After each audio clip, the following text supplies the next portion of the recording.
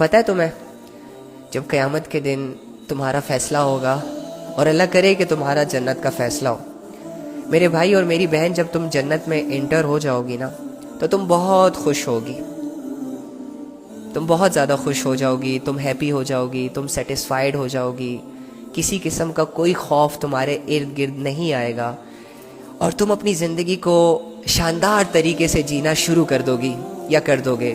تمہارے بڑے بڑے محل ہوں گے، تمہارے دل میں جو آئے گا تمہیں کوئی نہیں روکے گا، تم کرو گے وہ سب کچھ اللہ کے سامنے۔ جن چیزوں پر یہاں پر پابندی ہے وہاں کوئی پابندی نہیں ہوگی، تمہاری لذتوں کو بڑھا دیا جائے گا، تمہاری خواہشوں کو بڑھا دیا جائے گا، تمہاری شان و شوکت، تمہارے حسن و جمال، جوانی، ڈیزائرز، ہر چیز کو بڑھا دیا جائے گا تاکہ تم خوب اینڈ تک جا کے اپنی لذتوں سے لذت حاصل کر سکو۔ لیکن یو نو وٹ، تم جب جنت میں جاؤ گے تو تم پر ایک ایسا دن بھی آئے گا جب تم ایک آواز سنو گے، اور اس آواز میں ایک ایسی مٹھاس ہوگی کہ تمہیں جنت کی تمام نعمتیں بھول جائیں گی، تم کھنچے چلے جاؤ گے اس آواز کی طرف۔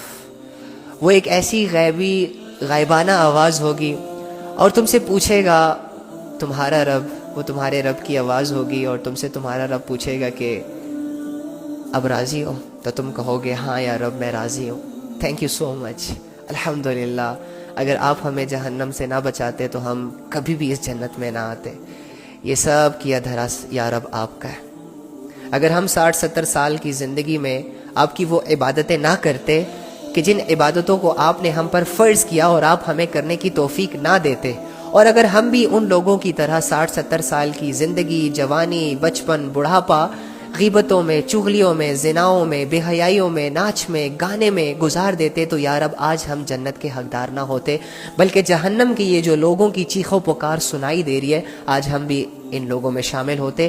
تم اپنے رب کا شکر ادا کرو گے جب تم سے تمہارا رب تمہاری رضا کا پوچھے گا۔ یو نو وٹ، جب ایک دن ایسا آئے گا جب اللہ تعالیٰ تمام جنتیوں کو جمع کرے گا اور اللہ تمہارے سامنے آئے گا، جب تم اپنے رب کو اپنی آنکھوں سے دیکھو گے، وہ رب جس کی تم آج غائبانہ عبادت کر رہے ہو، وہ رب جس کے لیے آج تم گناہوں سے بچ رہے ہو، وہ رب جس کے لیے آج تم مشقت اٹھا رہے ہو، برداشت کر رہے ہو، صبر کر رہے ہو اور پریشان رہتے ہو، اور اس کو راضی کرنے کے لیے چھوٹی موٹی عبادتیں کرتے ہو، ایفرٹ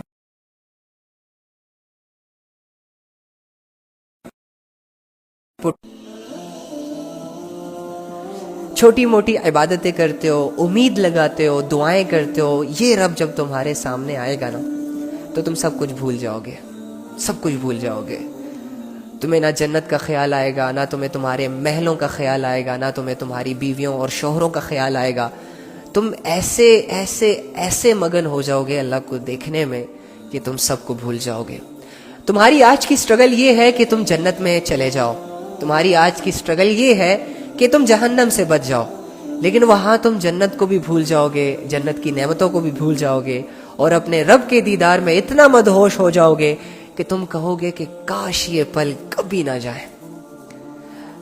تو ان لوگوں کے لیے میں یہ بات کر رہا ہوں جن سے آج نمازیں ادا نہیں ہو رہی، ان لوگوں کے لیے یہ بات کر رہا ہوں جو چھوٹی چھوٹی پرابلمز اور چھوٹے چھوٹے مسئلوں کی وجہ سے اللہ کے بڑے بڑے حکموں کو توڑ دیتے ہیں، اور وہ لوگ جو کنفیوز ہیں اسلام کے لیے، وہ لوگ جو کنفیوز ہیں، جو سوچتے تو ہیں کہ میں نے پردہ کرنا ہے لیکن آج تک نہیں کر پائے، معاشرے کی وجہ سے، خاندان کی وجہ سے، دوستوں کی اور کزنس کی وجہ سے، وہ لوگ جو چھوٹی چھوٹی بیماریوں میں مبتلا ہیں اور ہائے ہائے اف اف کرتے رہتے ہیں، یقین کرو کہ تمہاری وہاں پر پتہ ہے کیا خواہش ہوگی کہ اے رب آج تجھے ایک سجدہ کرنا ہے، صرف ایک سجدہ کرنا ہے، پلیز اجازت دے دے، ایک نماز پڑھنی ہے،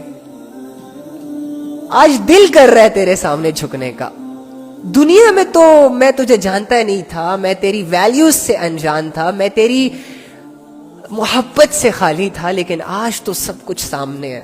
اے اللہ آج تو دل کی لہریں چاہتی ہیں کہ تجھے سجدہ کروں، آج تو میرے دل کی ہر ڈیزائر یہ کہتی ہے کہ بس دل سے عبادت کروں، لیکن اللہ تجھے کہیں گے کہ نہیں، اب عبادتیں ختم۔ تو سوچو یہ کتنی قیمتی ہیں یہ عبادتیں، کہ تم جنت میں اللہ کو دیکھنے کے بعد اس عبادت کی حسرت کرو گے جو عبادتیں آج تمہیں مشکل لگ رہی ہیں. کیونکہ جنت میں تمہاری زندگی تمہارے مطابق ہوگی لیکن تم عبادت نہیں کر سکو گے. شکر کرو گے, تعریف کرو گے, لیکن اللہ کے سامنے قیام نہیں کر سکو گے, سجدہ نہیں کر سکو گے, آنسو نہیں بہا پاؤ گے, دلوں کا درد وہاں پر نہیں ملے گا تمہیں. اسی لیے میں کہتا ہوں میری جان, اللہ کے لیے رویا کرو, اللہ کے لیے تڑپا کرو, یہ دنیا کی آزمائشوں کو ہتھیار بنا کر اللہ کے سامنے گر گڑایا کرو. یہ دنیا کی جتنی بھی تکلیفوں نے تمہیں گھیرا ہے, جاؤ گلے شکوے کرو اللہ سے, جاؤ شکایتیں کرو اللہ سے. اللہ لوگوں نے توڑ دیا ہے, ایک دل تو نے دیا تھا جس نے پوری باڈی کو کنٹرول کرنا تھا, دیکھ یا رب میرے دل کا کیا حال ہو گیا. ان دنیا والوں نے اذیتیں دی ہیں, دکھ دیے ہیں, تکلیفیں دی ہیں, جس کی وجہ سے تیرا ایک دیا ہوا دل 100 پیسز میں کنورٹ ہو گیا. اب میں سمیٹنے میں لگا ہوں, مجھے میری دنیا سمجھ نہیں آ رہی, میرے معاملات بگڑ گئے, میری معاشرت بگڑ گئی, میرے معاشی نظام بگڑ گیا. یا رب تو دور ہو گیا. اور انسان کو تڑپنے کے لیے بس اللہ کو فیل کرنا ہے, بس ایک دفعہ اپنے دل کو یہ ریئلائز کروانا ہے کہ یار تجھ سے تیرا رب دور چلا جا رہا ہے اور تو اس کے لیے کچھ نہیں کر رہا. جب تو اپنے دل کو یہ سمجھائے گا اور تیرا دل تیرے رب کی کمی کو فیل کرے گا, تو میں دیکھتا ہوں تیری آنکھیں کیسے نہیں روتی, میں دیکھتا ہوں تیرا دل درد سے کیسے نہیں پھٹتا. تجھے شیطان نے 2-4 شکلوں کی محبت میں گرفتار کر دیا ہے, اس لیے تیرے دل میں اللہ کی محبت نہیں آ رہی.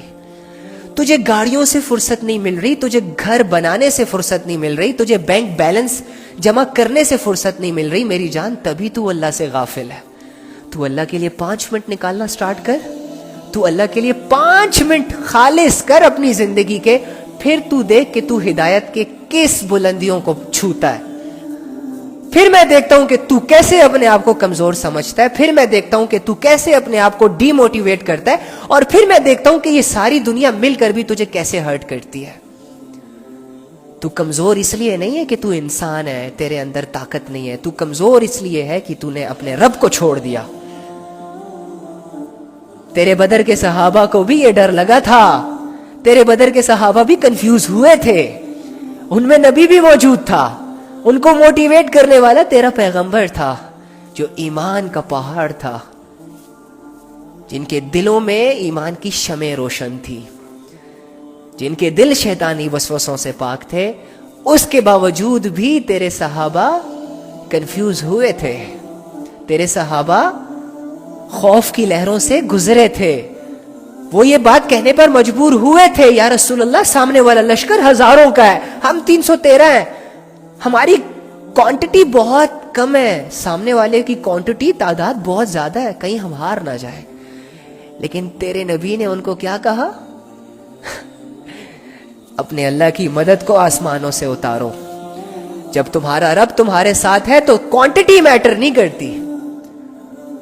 یہ لشکر جو تیرے سامنے ہزاروں کا ہے, اگر یہ کروڑوں اور اربوں کا بھی ہو, لیکن تیرے ساتھ تیرا رب کھڑا ہو, تیرا بال بھی باقا نہیں ہوگا. یہ یقین تو اپنے دل میں بٹھا, پھر میں دیکھتا ہوں کہ تجھے کیسے 2-4 لوگ ہرٹ کرتے ہیں, پھر میں دیکھتا ہوں کہ تو کیسے اپنی زندگی سے گلے شکوے کرتا ہے, پھر میں دیکھتا ہوں تو کیسے پلاننگز کرتا ہے کہ میں خودکشی کر لوں, یا میں بھاگ جاؤں گھر سے تو مسئلے حل ہو جائیں گے, یا میں میڈیسن کھا کے اپنے جان دے دوں تو مسئلے حل ہو جائیں گے. نو نو نو نو, تو ایک دفعہ ایک سٹرگل کر اپنی زندگی میں, اپنے آپ سے اپنے اللہ کو راضی کر دے. تھوڑی سی محنت ہے, فرضوں پر جان لڑانی ہے, نفلوں کی کوشش کرنی ہے, سنتوں پر ڈٹے رہنا ہے, بس یہ تیری کوشش ہے. اور یہ کوشش تو کب تک کرے گا؟ جب تک تیری آخری سانس آنا جائے تجھے, جب تک تجھے آسمان کے دروازے اپنی آنکھوں سے کھلتے ہوئے دکھائی نہ دے دے, تب تک تو نے اپنے رب کے دامن کو نہیں چھوڑنا. یہ تیرا مقصد ہے.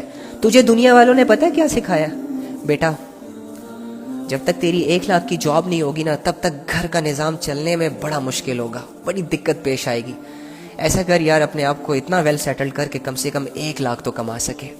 اور تو نے اس بات کو سیریس لیا, تو نے خون کی پرواہ نہ کی, پسینے کی پرواہ نہ کی, گرمی کی پرواہ نہ کی, سردی کی پرواہ نہ کی. مشن تیرا بنا 1 لاکھ, تو تو نے اپنی جوانی 1 لاکھ کمانے میں ضائع کر دی. تو ایک دفعہ اپنا مشن بنا کہ میں تب تک اس دنیا سے نہیں جانے والا جب تک اپنے رب کو راضی نہ کر لوں. میں تب تک چین سے نہیں بیٹھنے والا جب تک میرا دل مجھے یہ گواہی نہ دے دے کہ تجھ سے تیرا رب راضی ہو گیا. پھر میں دیکھتا ہوں یہ دنیا کیسے تجھے متاثر کرتی ہے. پھر میں دیکھتا ہوں کہ تو کیسے کسی اور کی غلامی کرتا ہے. تو سمجھ کہ تیرے پریشان ہونے کی وجہ پیسے نہیں ہے. تیرے پریشان ہونے کی وجہ تیرے شادی کا نہ ہونا نہیں ہے. تیرے پریشان ہونے کی وجہ یہ نہیں ہے کہ تجھے لوگ توڑتے ہیں, دھوکہ دیتے ہیں, تیری قدر نہیں کرتے, تیرے ایموشنز کے ساتھ کھیلتے ہیں.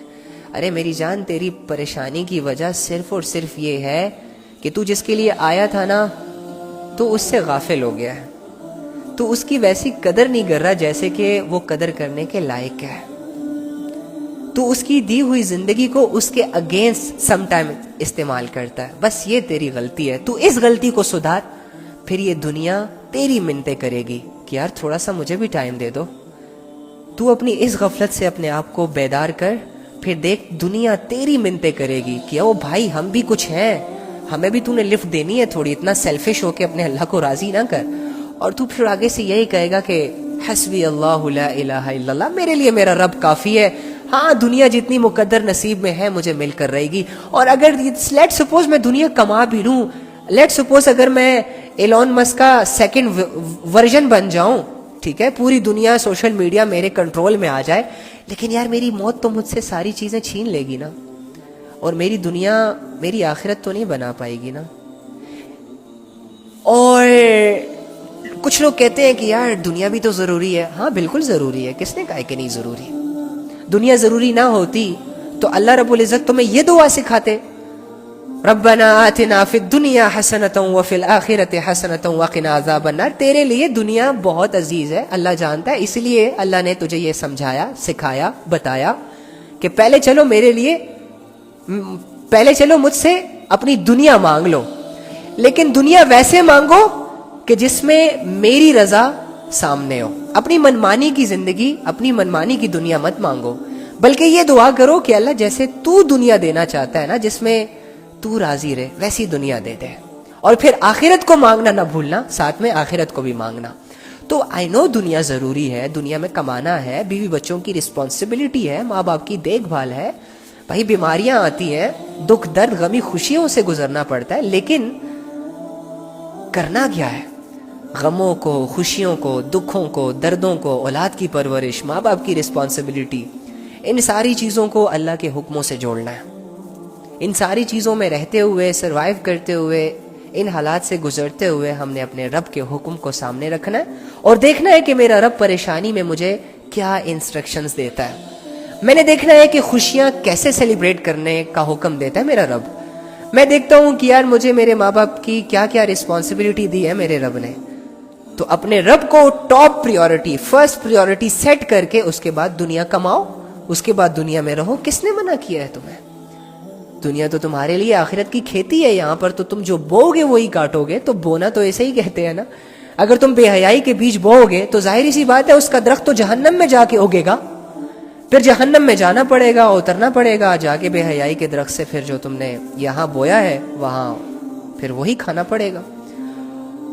اور یہ نمازوں کے بیچ, یہ ذکر اذکار کے بیچ, یہ لوگوں کے ساتھ بھلائیوں کے بیچ, لوگوں کی مدد کے بیچ تم جب یہاں دنیا میں رہتے ہوئے بو گے تو ان کے سارے درخت جنت میں اگیں گے.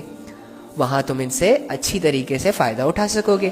تو مجھے بتاؤ کہ تم اور میں کس چیز کے بیج بو رہے ہیں اس دنیا میں رہتے ہوئے. اور میرے لیے اور تمہارے لیے اور تمہارے گھر والوں کے لیے ایسے گھر والے کہ جو لوگ گھنٹوں گھنٹوں ڈیبیٹ کرتے ہیں, گھنٹوں گھنٹوں یہ کہتے ہیں, پلاننگز کرتے ہیں, آئیڈیاز دیتے ہیں, گھر کے کرٹنز ایسے ہونے چاہیے, دروازوں کو یہ پینٹ کرنا چاہیے, وال پیپر پہ نہیں وال کو یہ والا وال پیپر لگانا چاہیے, کبڈ ایسی ہونی چاہیے, بیڈ ایسا ہونا چاہیے, وغیرہ وغیرہ. ان باتوں کے لیے ان کے پاس بہت ٹائم ہے. یہ باتیں کرتے کرتے اذان ہو جائے گی, کوئی نہیں کہے گا یار اذان ہو گئی ہے چلو اب نماز پڑھتے ہیں, یہ بھی ضروری ہے. تو کیا اتنی زیادہ ضروری ہے یہ دنیا کہ اس کے لیے آخرت کو بھلا دیا جائے؟ تو ہمارے گھر والے تو ہمیں کبھی نہیں کہیں گے کہ بیٹا نماز پڑھنی ہے, بیٹا تیری زندگی کا مقصد اللہ ہے, بیٹا تیری زندگی کا حاصل اللہ ہے. اگر ہم بھی بونے بن کر چلے گئے تو ٹھیک ہے، پھر ہم بھی تباہ، ہماری نسلیں بھی تباہ، آنے والی نسلیں بھی تباہ.